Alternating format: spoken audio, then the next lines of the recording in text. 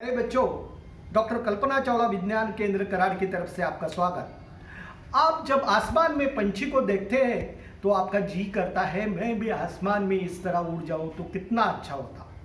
तो इसके लिए 1903 में एक साइंटिस्ट ने एक्सपेरिमेंट किया। वो टेक्नोलॉजिस्ट थे। उनके पिताजी का एक साइकिल रिपेयरिंग का दुकान था। कहाँ था? अमेरिका में ओहायो स्टेट में डेटन नाम का एक गांव है, वहाँ वो रहते थे। इधर उनकी तस्वीर है। वो जो है वो राइट ब्रदर्स, ऑरविल राइट और विरवल राइट, उन्होंने एक एरोप्लेन खोज निकाला। उसका नाम दिया फ्लायर। ये लकड़ी का बना हुआ था, उसके ऊपर कैनवास पेपर था। ऐसा उन्होंने 17 दिसंबर 1903 में इसका एक्सपेरिमेंट सही तरह से किया और वर्ल्ड में इनोवेशन के नाम राइट ब्रदर्स का नाम जाता है, जिन्होंने ये एरोप्लेन बनाया। उसके बाद सबको मन में ऐसा लगता है चंद्रमा के और जाओ।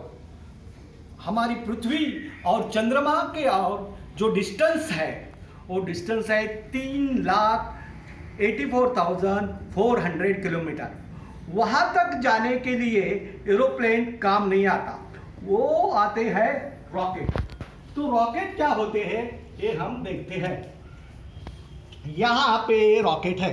ये रॉकेट के 3 स्टेजेस होते हैं, फर्स्ट सेकंड थर्ड। ये रॉकेट जब ऊपर जाता है तो उसका वेलोसिटी स्पीड होता है 11.2 किलोमीटर पर सेकंड।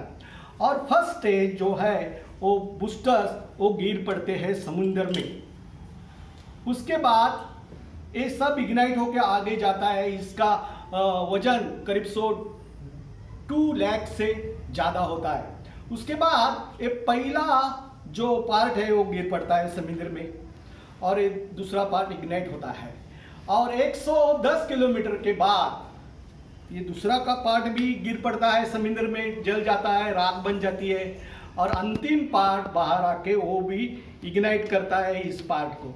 उसके बाद चंद्रमा के और जाते वक्त जो डिस्टेंस करीब आता है वो रिमोट से ये पार्ट अलग किए जाते हैं और उससे चांद्रयान निकल पड़ता है। तो क्या हुआ? तो रॉकेट तो जल पड़ा, उसकी राख हो गई, वो रीयूज नहीं कर सकते। इसलिए साइंटिस्ट ने, टेक्नोलॉजिस्ट ने एक खोज नहीं कर दी, वो है स्पेस शटल।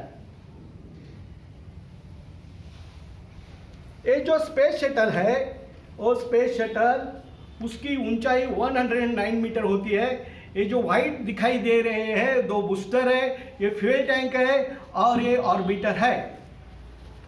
ये ऊपर जाता है तब उसका स्पीड 11.2 किलोमीटर ही होता है। ये बूस्टर की शक्ति कम हो जाने के बाद 50 किलोमीटर में ये गिर पड़ते हैं समुद्र में। उसको पैराशूट जुड़े हुए रहते हैं और ये रीयूज कर सकते हैं, रिफिल कर सकते हैं और दूसरी बार इसका यूज होता है। उसके बाद 110 किलोमीटर तक यहाँ का फ्यूल इंजन को जाता है और इंजन शुरू रहते हैं और ये फ्यूल टैंक भी गिर पड़ता है। उसके बाद ये स्पेस शटल अपनी